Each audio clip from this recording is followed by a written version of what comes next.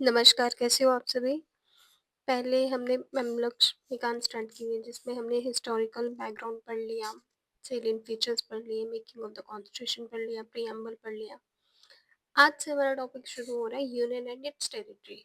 अब हम पढ़ेंगे आर्टिकल्स। अब हम पहला आर्टिकल आज डिस्कस करने वाले जो जिसके अंडर हमारी टेरिटरी, यूनियन इन सब के बारे में बात हुई है, ठीक है? आर्टिकल 1 to 4 किसके अंडर आता है? क्लियर कट चीज याद रखनी है। Article 1 to 4 part 1 of the constitution आता है जिसमें किसके बारे में बात की हुई है? यूनियन एंड इट्स टेरिटरी के बारे में, ठीक है। सेकंड है union of states. Union of states, अब ये यूनियन ऑफ स्टेट्स है क्या और इसमें आ रहा है ये आर्टिकल 1 इस चीज को डिस्क्राइब करता है, इस चीज को बताता है। वो कहता है India that is Bharat. India क्या है? भारत है। और ये किससे बना हुआ है? यूनियन ऑफ स्टेट्स से, मतलब स्टेट्स आके मिली हुई है और ना कि फेडरेशन ऑफ स्टेट्स। अब यूनियन ऑफ स्टेट्स और फेडरेशन ऑफ स्टेट्स में क्या डिफरेंस है? यूनियन ऑफ स्टेट का मतलब क्या होता है? सारी स्टेट्स एक जगह आके मिल गई और एक सेंटर में पावर होगी जो उन सबको गवर्न करेगी। फेडरेशन ऑफ स्टेट में क्या होती है? सारी स्टेट्स आके मिली पर हर एक स्टेट आपका अपना एक कॉन्स्टिट्यूशन होगा, अपनी एक वो खुद को खुद गवर्न करेगी। पर यहाँ पे ऐसा नहीं होता। आपने देखा सेंटर में दिल्ली, कहाँ दिल्ली में सेंटर में हमारी है, तो वो क्या करती है? स्टेट गवर्नमेंट के पास भी पावर्स है but centre has the more power. Centre के पास ज्यादा पावर है। एक ही कॉन्स्टिट्यूशन है, एक ही लॉज है जो हर एक स्टेट के ऊपर एप्लीकेबल है, ठीक है। अब ना दो प्रोविजंस डील होती हैं, दो चीजें डील होती हैं। पहले हमारा नाम, हमारी कंट्री का नाम, दूसरा पॉलिटी। अब ना हमारी कंट्री के नाम को लेके ना बहुत वो थी कंफ्यूजन। क्यों? कुछ लोग कहते थे भारत बोलना है, कुछ लोग कहते थे इंडिया बोलना है। अब उसके कॉन्टेक्स्ट में कुछ तो निकालना था। तो जो हमारी कॉन्स्टिट्यूंट असेंबली थी उन्होंने मिक्स नाम अडॉप्ट किया जिसका नाम था इंडिया दैट इज भारत। क्या नाम था? India that is Bharat. Secondly दूसरा क्या है? यूनियन। अब डिस्क्राइब करना था यूनियन, एक क्योंकि तो हमारा कॉन्स्टिट्यूशन क्या है? क्वासी फेडरल स्ट्रक्चर है, हमने पढ़ा ना। तो अब उसमें क्या है? डॉक्टर बी आर अम्बेडकर ने एक फ्रेज लिखी। ये फ्रेजेस याद रखना, यही फ्रेजेस ना डायरेक्ट क्वेश्चंस में आ जाती है। डायरेक्ट क्वेश्चन, सीधा, कुछ नहीं, कोई वर्ड भी चेंज नहीं होता और हम यही फ्रेजेस भूल गए होते हैं। एमसीक्यूज के फॉर्म्स में आ सकती हैं, मेंस के क्वेश्चन आंसर्स में आ सकती हैं। अब डॉक्टर बी आर अम्बेडकर वो क्या कहते हैं? Union of states has preferred to federation of states. Union of state को हम प्रेफर कर सकते हैं फेडरेशन ऑफ स्टेट। उसके दो रीजन है। एक तो यहाँ पे Indian federation is not an agreement. कोई एग्रीमेंट नहीं है हमारे बीच में, स्टेट्स के बीच में कोई एग्रीमेंट करके नहीं आया like the American federation. America में हर एक स्टेट का अपना एक एग्रीमेंट है। सेकंड क्या है? स्टेट को कोई राइट नहीं है खुद जाके से अपनी टेरिटरी बढ़ा देने का, घटा देने का। और federation is an union because it is indestructible. अब जो फेडरेशन है ना वो एक यूनियन है, एक पूरा झुंड है। और ये क्या है? इंडिस्ट्रक्टिबल, मतलब इसको कोई तोड़ नहीं सकता है।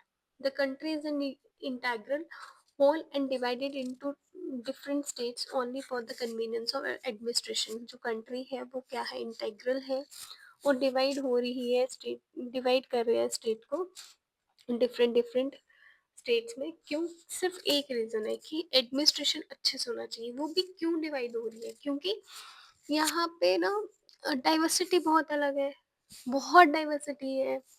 आज ही मैं एक रील देख रही थी, पता नहीं कहाँ पे है, काशी करके एक ट्राइब है, शायद हमारे नॉर्थ ईस्ट में है। वहाँ पे क्या है? यंगेस्ट डॉटर जो होती है वो मतलब जब शादी करेगी तो वहाँ पे दूल्हा आएगा। शादी के बाद दुल्हन नहीं जाएगी। मेटरनल है वहाँ पे, मदर्स का सरनेम चलता है। और वहाँ पे मतलब जो यंगेस्ट डॉटर है उसको ज़्यादा राइट है, वो ज़्यादा काम करती है, वो ज़्यादा लोगों को समझती है, वो चीज़ों को समझती है, वो होल्ड करती है। वो इट इज़ लाइक अ बेटा। वहाँ पे बेटा शादी के बाद विदाई लेता है। सोचो आज हम कितने एडवांस्ड थे, हमें कितना डिग्रेड किया गया, हमें कितना डीमोटिवेट किया गया चीज़ों को लेके। ठीक है, फिर अकॉर्डिंग टू आर्टिकल 1, अब हमारा आर्टिकल 1 क्या कहता है, उसने क्लासिफाइड किया 3 कैटेगरीज में। Territories of the states, union territories, third territories that may be acquired by the government of India at any time. कोई भी टेरिटरीज जो एक्वायर होती है गवर्नमेंट ऑफ इंडिया से कभी भी किसी भी वक्त। The name of states and union territories in their territorial extent are mentioned in the first schedule of the constitution. जो स्टेट्स हैं, ये यूनियन टेरिटरीज हैं, जो उनकी एक्सटेंशन है वो किस में रखी गई है, हमने पढ़े थे ना, 8 से 12 शेड्यूल हो गए। तो वो किस में रखी गई, हमारे फर्स्ट शेड्यूल में। फर्स्ट शेड्यूल में क्या रखा गया है, हमारी स्टेट्स, यूटीज और टेरिटोरियल, हमारा कितना एरिया है, कितने एक्सटेंट तक है, उनके बारे में। आज की डेट में 28 स्टेट्स हैं, 9 यूनियन टेरिटरीज हैं हमारे पास, और हर एक स्टेट के मतलब सबके ऊपर सेम हर चीज़ रिटेनिंग सेम चीज़ें लगती है, सेम मैनर में लगती है। बट कुछ प्रोविजंस, कुछ स्टेट्स हमारे में कुछ स्पेशल प्रोविजंस होल्ड करती है। वो कहाँ पे आती है, अंडर, उसको हमने कहाँ पे रखा है, अंडर पार्ट 21 में। देखो हम पढ़ रहे हैं आर्टिकल 1 to 4, दो चीज़ें पढ़ लें, शेड्यूल, ठीक है, दूसरा पार्ट 21 के बारे में। पार्ट 21 में जो कुछ स्पेशल प्रोविजंस वाली स्टेट्स हैं, जैसे महाराष्ट्र, गुजरात, नागालैंड, अरुणाचल प्रदेश, असम, मणिपुर, आंध्र प्रदेश, तेलंगाना, सिक्किम, मिजोरम, गोवा एंड कर्नाटका। ठीक है, कौन कौन सी स्टेट है मैं दोबारा नाम ले लेती हूँ, महाराष्ट्र, गुजरात, नागालैंड, असम, मणिपुर, आंध्र प्रदेश, तेलंगाना, सिक्किम, मिजोरम, अरुणाचल प्रदेश, गोवा एंड कर्नाटका। इनकी override the general provisions relating to the states as a class. Class को लेके थोड़ी सी चीज़ों को लेके तो कुछ स्पेशल प्रोविजंस हैं इनके पास। अब further, the fifth and the sixth schedules contain separate provisions with respect to the administration of scheduled areas and scheduled tribes within the state. अब जो फिफ्थ और सिक्स शेड्यूल है उन्होंने कुछ सेपरेट प्रोविजंस रखे हुए हैं, और एडमिनिस्ट्रेशन ऑफ शेड्यूल एरियाज, कुछ एडमिनिस्टर शेड्यूल एरियाज है, ट्राइबल एरियाज है जो विद इन द स्टेट्स में है। मतलब फिफ्थ और सिक्स में कुछ सेपरेट प्रोविजंस हैं एडमिनिस्ट्रेशन को लेके, शेड्यूल एरियाज को लेके और ट्राइब्स को लेके जो स्टेट्स में है। फर्स्ट में यूटी, ठीक है, यूनियन ऑफ स्टेट्स, स्टेट्स के बारे में, टेरिटरी के बारे में। फिफ्थ और सिक्स शेड्यूल में शेड्यूल एरियाज और शेड्यूल ट्राइब्स के बारे में बात की गई है। Notably the territory of India is wider. अब ना टेरिटरी ऑफ इंडिया बहुत वाइडर है, एक्सप्रेशन में बोलो, हर चीज़ में बोलो। यहाँ पे कुछ स्टेट्स बाद में भी इंक्लूड हुई, ठीक है, जो पहले नहीं थी।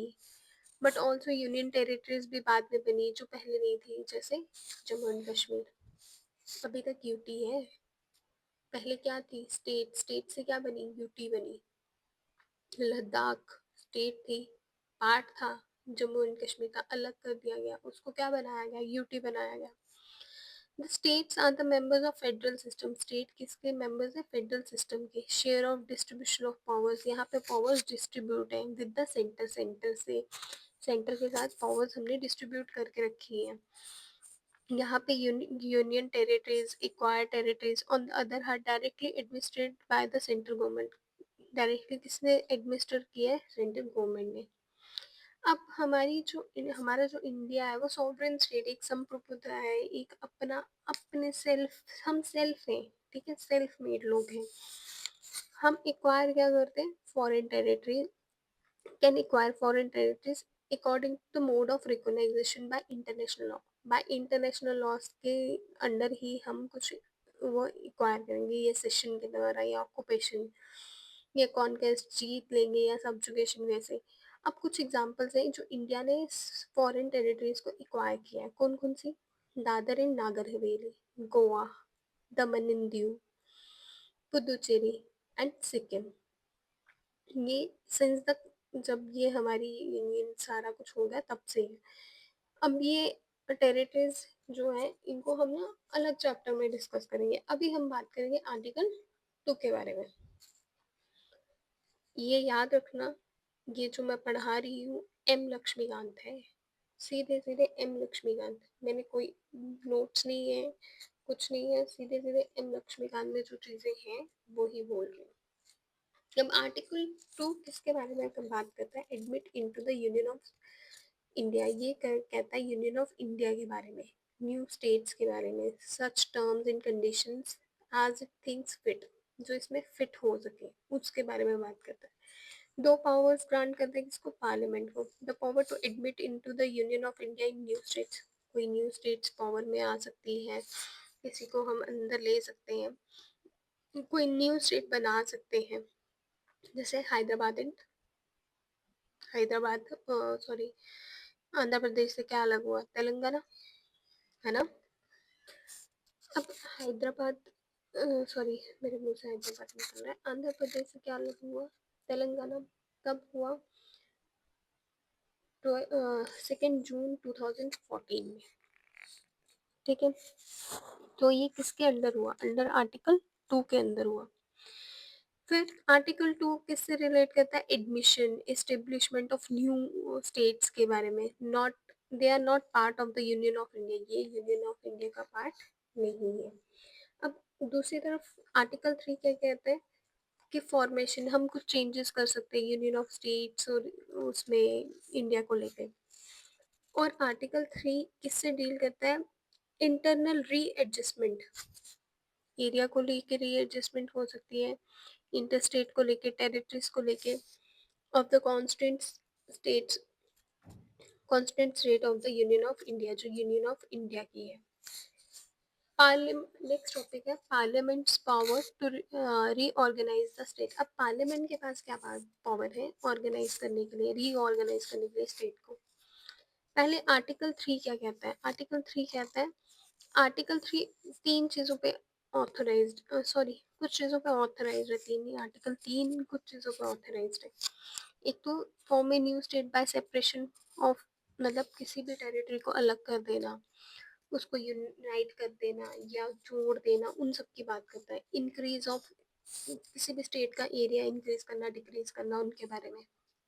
Diminish of the area of any state, किसी भी एरिया को घटाना बढ़ाना या ख़त्म कर देना उसके बारे में। बाउंड्रीज को चेंज करना उसके बारे में, किसी का नाम चेंज कर देना उसके बारे में। ठीक है, article 3 lays down the two condition, दो कंडीशन है। One, A bill come contemplating the above changes can be introduced in the parliament only, एक तो पार्लियामेंट में होगा विद द प्रायर रिकमेंडेशन, किसके रिकमेंडेशन पे होगा? प्रेसिडेंट की। सेकंड क्या है? Before recommending the bill, bill recommend होने से पहले the president has to refer the same to the state legislature concern for expressing its views within a specific period. एक स्पेसिफिक पीरियड तक president, second, पहले तो president के उस पे होगा, रिकमेंड जाएगा बिल, फिर प्रेसिडेंट क्या करेंगे? उस बिल को लेंगे और स्टेट लेजिस्लेचर को देंगे, और स्टेट लेजिस्लेचर को एक विद इन स्पेसिफिक पीरियड का टाइम दिया जाएगा, उस टाइम पीरियड में वो अपने व्यूज एक्सप्रेस कर सकते हैं। फिर उसके बाद पार्लियामेंट क्या कर सकता है? न्यू स्टेट्स बना सकता है, ठीक है, और न्यू टेरिटरी या यूनियन टेरिटरी बना सकता है by uniting a part of, या तो यूनाइट करेगा या तो अलग करेगा। The president of parliament is not by, अब जो व्यूज मांगे हैं उसके लिए प्रेसिडेंट और पार्लियामेंट कभी भी बाउंड नहीं होगा किसी भी स्टेट लेजिस्लेचर का। मर्जी है प्रेसिडेंट की और पार्लियामेंट की कि इस चीज को मानना है या नहीं मानना है, या उसको रिजेक्ट कर देना है। ठीक है, जैसे ही वो मिले। और ये भी जरूरी नहीं कि फ्रेश रेफरेंस लेगा एवरी टाइम अमेंडमेंट बिल करने को, मूव करने को, या accepted in the parliament. In case of union territories, no reference need be made to the concerned legislature to the assertion its views and the parliament can itself can take any decision. अब यहाँ पे क्या है, union territory ना ये concerned legislature है जो भी है, ठीक है. ये assertion its views the parliament can itself take any decision, कुछ भी डिसीजन ले सकता है, कोई रेफरेंस लेने की जरूरत भी नहीं है कंसर्न्ड लेजिस्लेचर के उनके व्यूज. बट एक एक बारी तो जाता ही है, ठीक है, प्रेसिडेंट भेजते ही है. यहाँ से ज़्यादा क्वेश्चंस नहीं आते हैं, बट रिस्क नहीं लेना है. क्वेश्चंस कभी कभार हम देख सकते हैं, बट हमें रिस्क नहीं लेना है. हम अगर पढ़ रहे हैं तो इसको ऐसे पढ़ो कि आपको बेस क्लियर करना है, ठीक है, जस्ट फॉर ए बेस, और कुछ भी नहीं, ठीक है. अब आर्टिकल 4 क्या डिक्लेयर करता है, लॉ मेड फॉर एडमिशन और establishment of new states under article 2, formation of new states and alteration of areas, boundaries or name existing the states under article 3 are not be considered and amendments by the constitution under article 368. Article 368 के अंदर consider amendment नहीं मानी जाएगी. This means that such law, इसका मतलब क्या है, ये laws can be passed by simple majority, simple majority से पास हो सकते हैं by the ordinary legislative process. अब इसके कॉन्टेक्स्ट में कुछ केस आए, जैसे 1960 में decision of the central government to seek part of the of a territory known as डेलीवरी union case West Bengal to Pakistan, ठीक है, जो वेस्ट बंगाल पाकिस्तान को led to the political controversy, ठीक है. फिर सुप्रीम कोर्ट ने हेल्ड किया parliament dismiss the area of state, जो एरिया ऑफ स्टेट को खत्म कर दिया गया, does not cover the cession foreign country को. Hence, the constitution, Indian constitution can be ceded by, कुछ भी फॉरेन स्टेट को सीड कर सकता है by amending article under article 368. Consequently, 9th constitutional amendment act हुआ 1960 में, जिसमें transfer the said territory to, मतलब इनेक्ट करना, 1960 में enacted to transfer the state territory to Pakistan, जो पाकिस्तान को दे दी गई. ऑन द अदर, जो आज का टाइम बांग्लादेश ना, it's West Pakistan at that time 1971 में वो बांग्लादेश बना है. On the other hand, the Supreme Court in 1969 ruled that the settlement of a boundary dispute between India and another country does not require a constitutional. 69 में supreme court ने बोल दिया कोई भी डिस्प्यूट है इंडिया और कॉन्स्टिट्यूशन किसी और कंट्री के साथ, उसके लिए कॉन्स्टिट्यूशनल अमेंडमेंट की जरूरत नहीं है. It can be done by execution or action as it does not involve cession of Indian territory a foreign country. इसमें सेशन की कोई ज़रूरत नहीं है, ये एग्जीक्यूटिव एक्शंस के थ्रू होंगे. अब आपको पता है ये जो बेरी बेरी के union case 1960 India and Bangladesh, ठीक है, क्यों, वो ही क्यों, क्योंकि हमने ना कुछ चीज़ें एक्सचेंज करी हुई है, exchange of territories with Bangladesh हमने एक्सचेंज की है. तो constitutional amendment 100th constitutional amendment act 2001, ठीक है, वो किसके बारे में, ये enacted to give effect of acquiring some certain territories by India, कुछ एक्वायर की सम सर्टेन टेरिटरीज इंडिया की, ठीक है, and transfer certain other territories to Bangladesh, कुछ हमने दी है बांग्लादेश को, ठीक है. ये 100th कॉन्स्टिट्यूशनल अमेंडमेंट एक्ट के अंदर हुआ, ठीक है. एक चीज, 100th कॉन्स्टिट्यूशनल अमेंडमेंट एक्ट आपको पता लग गया, क्या आप मुझे कमेंट सेक्शन में 101 कॉन्स्टिट्यूशनल अमेंडमेंट एक्ट किसके बारे में बात कर रहा है और कब आया था, ये मुझे इन्फो बता सकते हैं. अगर आप मुझे बता देते हैं 101 के बारे में तो वेल एंड गुड, नहीं तो मेरी नेक्स्ट वीडियो में 101 के बारे में मैं बताऊंगी कि क्या है 101 कॉन्स्टिट्यूशनल अमेंडमेंट एक्ट, ठीक है. कुछ एग्रीमेंट हुए, प्रोटोकॉल्स हुई हैं between government of India and Bangladesh.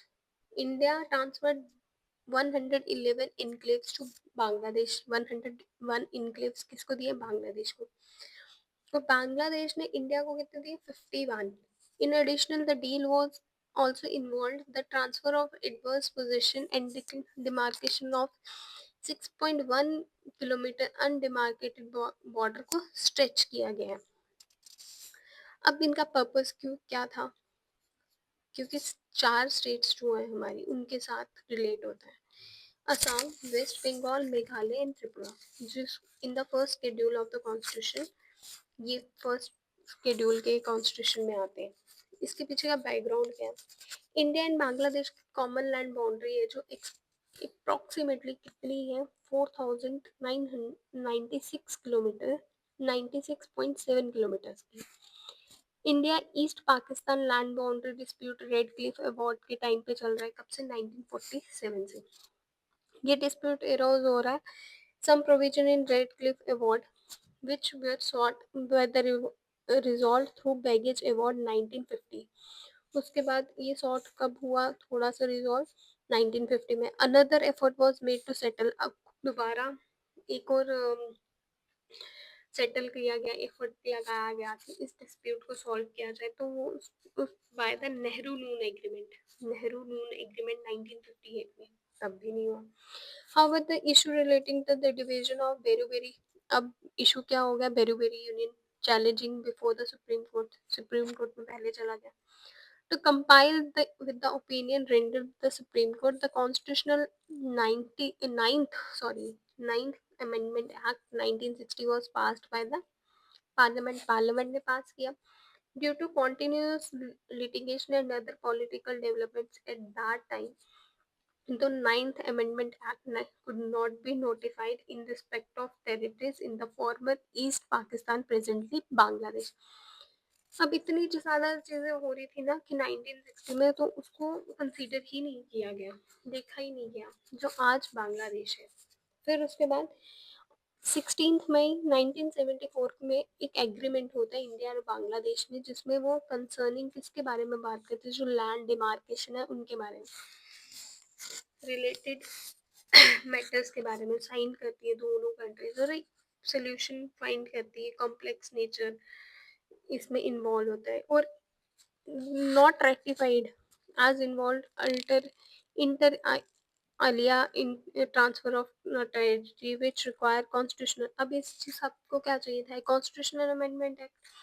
तो इन सब के कनेक्शन में क्या किया गया? On the ground which would transferred, अब ये ट्रांसफर होंगी। Subsequently the issues relating the demarcation undemarcated boundary के बारे में, the territories in adverse position and exchange of enclaves were identified and resolve by signing protocol. जो protocol कब sign हुआ? 6 सितंबर 2011 में, which forms an integral part of the land boundary agreement।